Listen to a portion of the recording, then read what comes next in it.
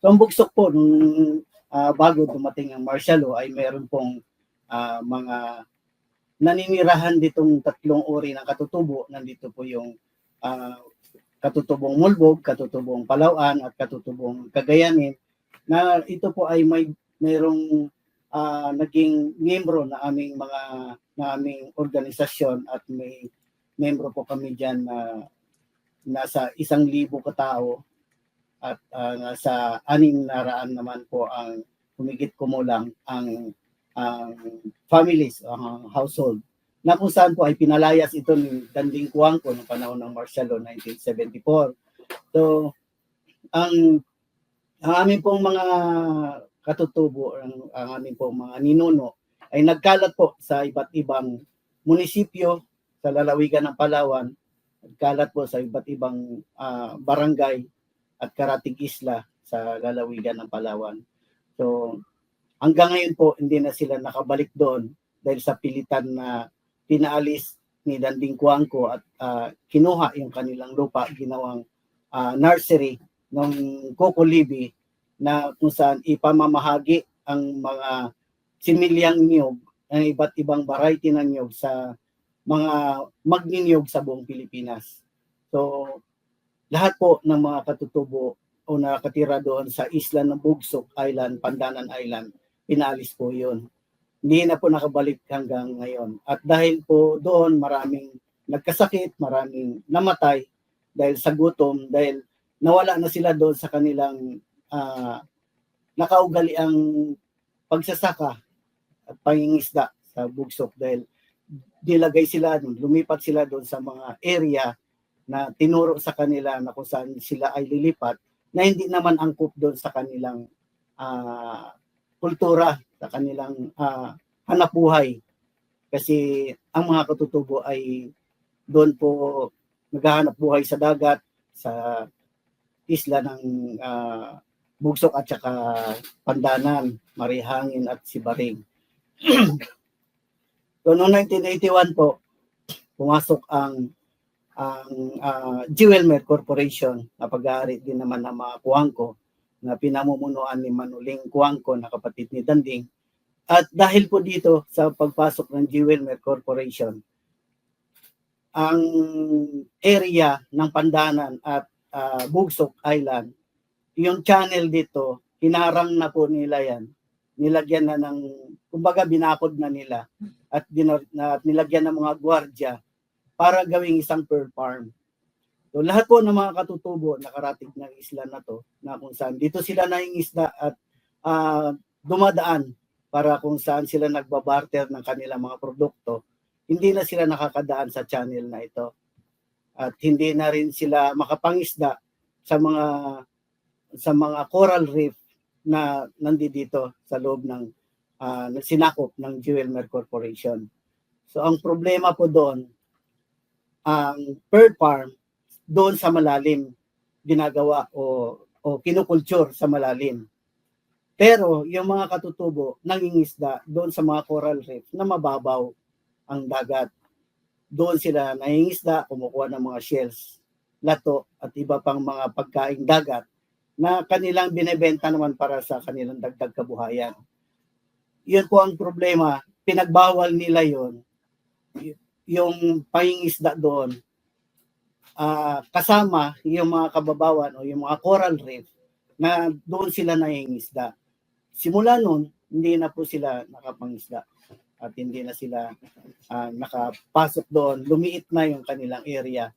So naghirap din ang mga katutubo dahil doon sa ginawang pangaharas ng mga security guard ng Jewelmer Corporation, na kung saan yun ang gumagawa o yun yung kanilang pearl farm, na doon nang gagaling yung mga perlas na ginamit doon sa corona ng ating Miss Universe ngayon.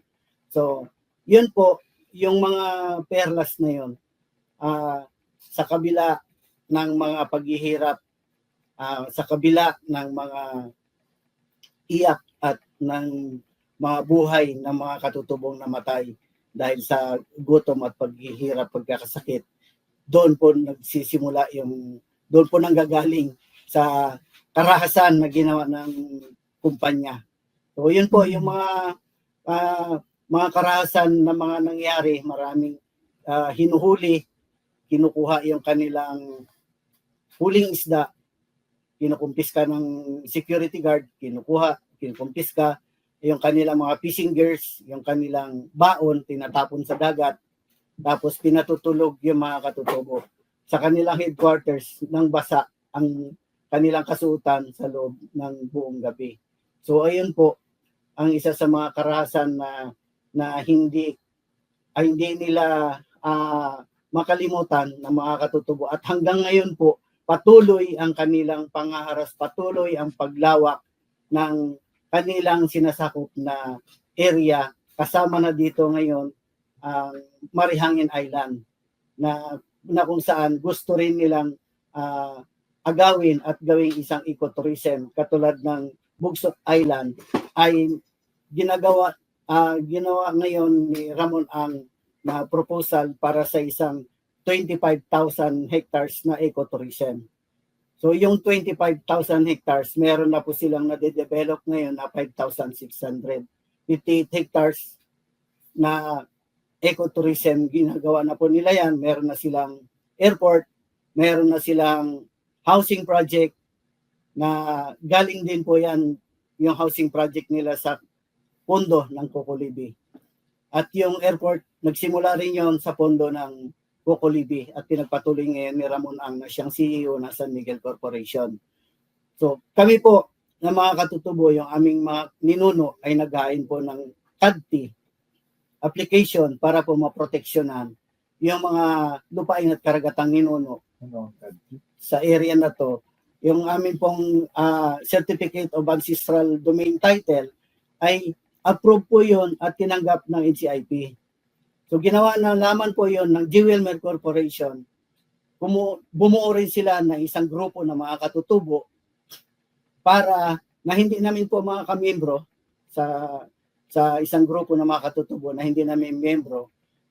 Ginamit nila ito para maghain din ng isang CADTI application. Doon din po sa lugar na kung saan kami naghain. Yung aming mga katutubo naghain ng CADTI application. So alam naman po natin sa batas ng IPRA, hindi po pwede yung dalawang claimant sa isang area. So dahil po dito, nagkagulo, nag-away-away yung mga parehas katutubo. Sa kabilang banda, kung iisipin natin ang may kasalanan nito, ang NCIP rin. Kasi tinanggap nila yung aming CADTI application. Tinanggap din nila yung CADTI application ng kabilang grupo na naghain noong 2009, kami naghain ng 2005. So, dapat sana hindi na nila tinanggap itong kabila, sinabi na lang nila na maghanap na lang kayo na ibang area kasi meron ng aplikante itong area na ito. So tinanggap nila, parehas nila tinanggap. Nauna kami nag-apply 2005, 2009 naghain yung kabila. So ang strategy ng NCIP, ang ginawa ng NCIP ay pinag-away-away lang nila yung mga katutubo na nasa lugar. Hanggang sa hindi umusad yung aming CADTI hanggang ngayon. So yun po ang isa sa mga problema namin na hinihingi po namin sana sa lahat ng mga nakikinig na pwedeng tumulong sa amin na tulungan kami maiparating ang aming problema sa aming CADTI na may sukat po na 56,000 hectares kasama po yung lupa at dagat. So, tulungan po sana kami na ito ay mapabilis ang proseso at may bigay sa amin ang aming sertipiko at ang matulungan din kami na paalisin yung mga gwardiya doon sa Marihangin ngayon na kung saan pinapaalis din at pinupuwersa rin ng mga gwardiya ng korporasyon na paalisin yung mga tao doon at gawin din pong isang ecotourism. So, ang amin pong lupain doon sa Bugsok Island na nabigyan din po ng notice of coverage noong 2014, panahon ni Pinoy. At yun po ay binawi naman ni Estrella III ngayong panahon ni Bongbong Marcos. So, nais po namin din yun na sana po maibalik, mai-reverse yung nasabing NOC, notice of coverage, na para po may pamahagi sa mga magsasaka yung lupain na 10,821 hectares. So, ayun po, sana po matulungan kami ng ating mga nanonood na pwede po kaming tulungan para po may parating din sa ating mahal na Pangulo na alam naman din namin na siya lang yung merong kapangyarihan na magsabi o magputos kay Mr. Ramon Ang na bawiin at paalisin yung mga gwardiya doon sa area at ibalik na sa amin ang aming